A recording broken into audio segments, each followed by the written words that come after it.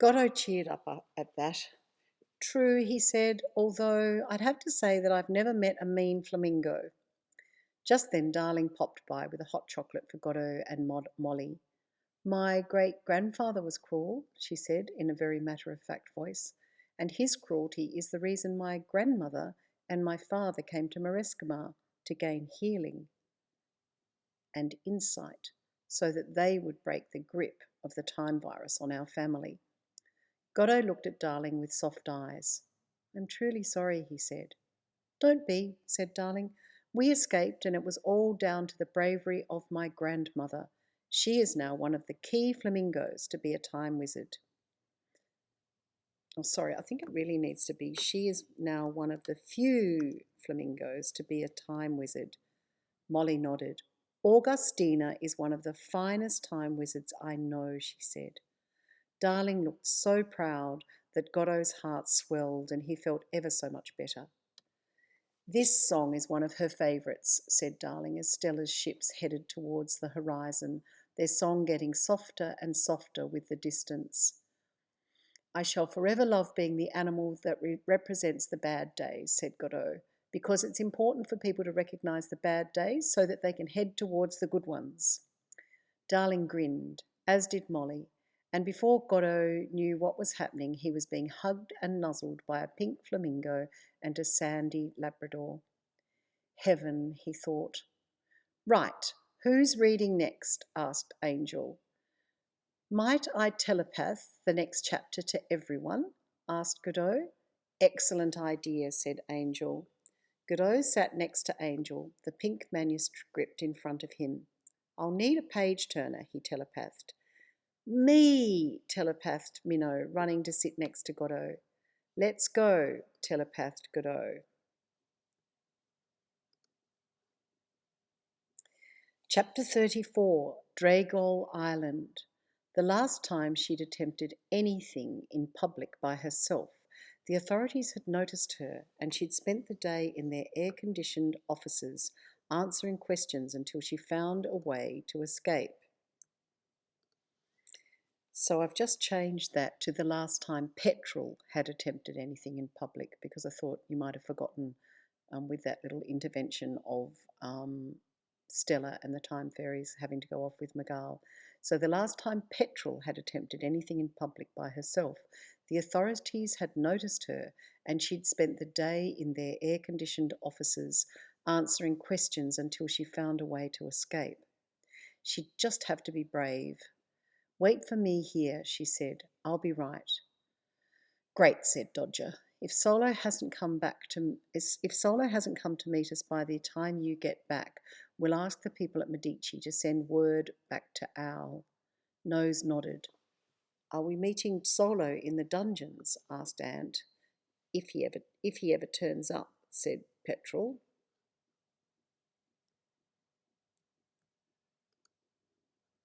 Okay, I've changed that a bit as well because I don't think it was clear that the children were with her. So I said she'd just have to be brave. She went with the children to the jewellery store and they all found a good place to hide. It was in a strange cavity behind some stairs in the city. Wait for me here, she said. I'll be right. Great, said Dodger. If Solo hasn't come to meet us by the time you get back, we'll ask the people at Medici to send word back to Owl. Well, I think that needs to be, if Solo hasn't come to meet us by the time we get back, we'll ask the people at Medici to send word back to Owl. Nose nodded.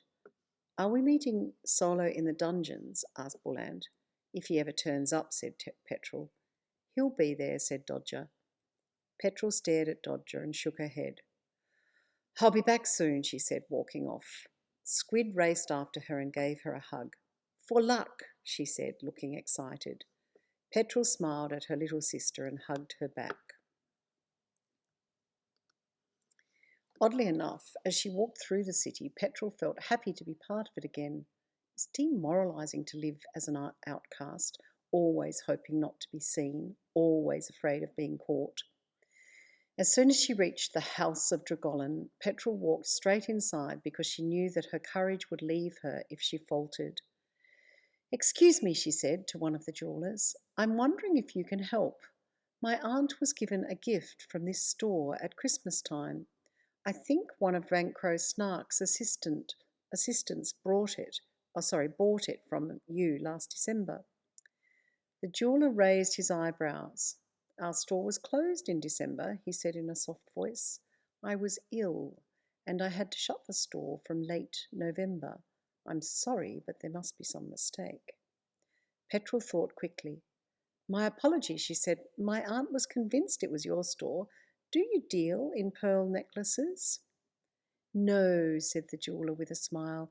We work with gold, some silver, and a little emash if we can get it. You might try the home of the sea dragons.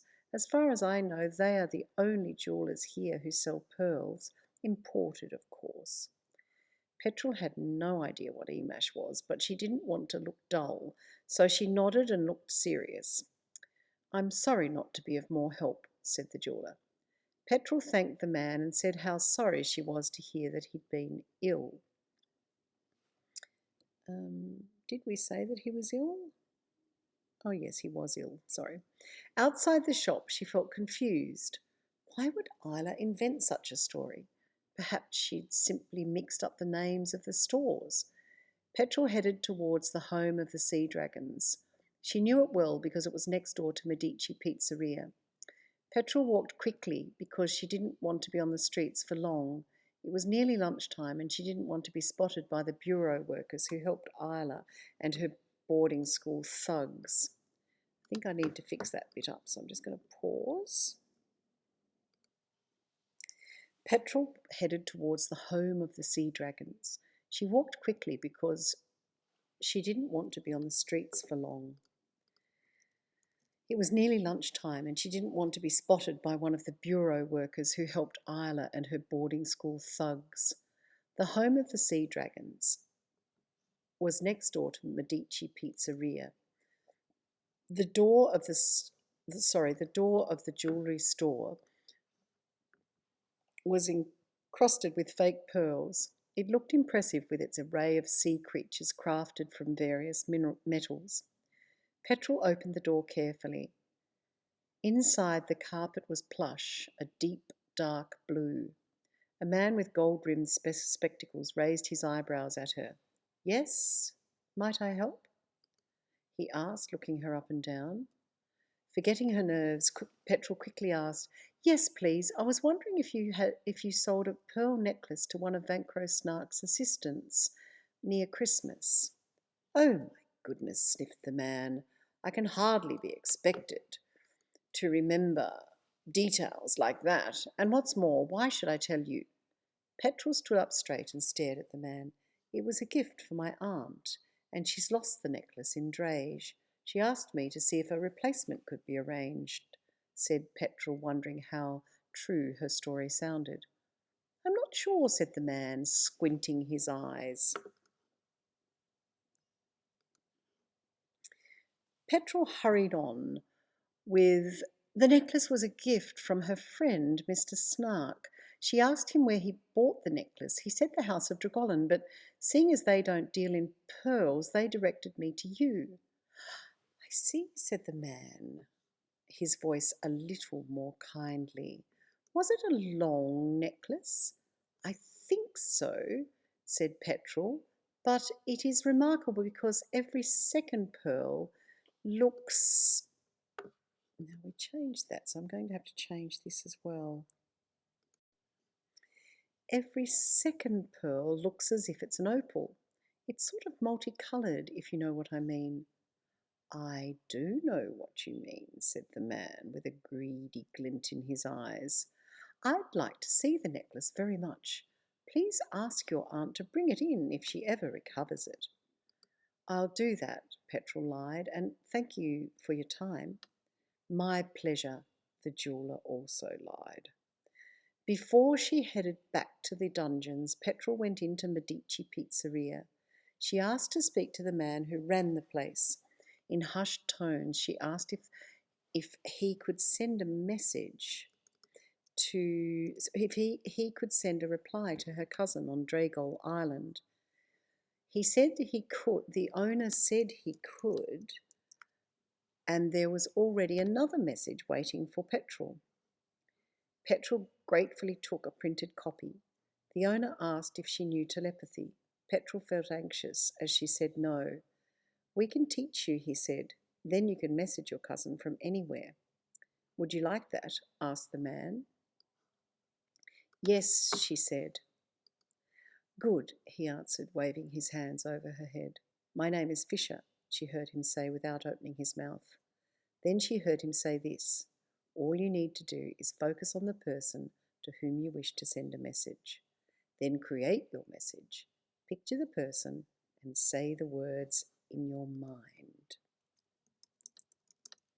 Petrol nodded. "Go on then," he said, still using telepathy. "Thank you," said Petrol without opening her mouth. Fisher smiled and telepathed. "Well done. Now go and teach your friends how to telepath as well." Petrol nodded, shook Fisher's hand, and ran into the street. Anxious to get back to the others, she decided to read her cousin's new message when she was. Anxious to get back to the others, she decided to read her cousin's new message when she was with them. But she couldn't help wondering why Owl. She couldn't help wondering why did Owl want to know about the necklace at all, and why couldn't she get any answers from the jewellers? With Isla's involvement, Petrol could only assume that there was much more to the situation than she realised.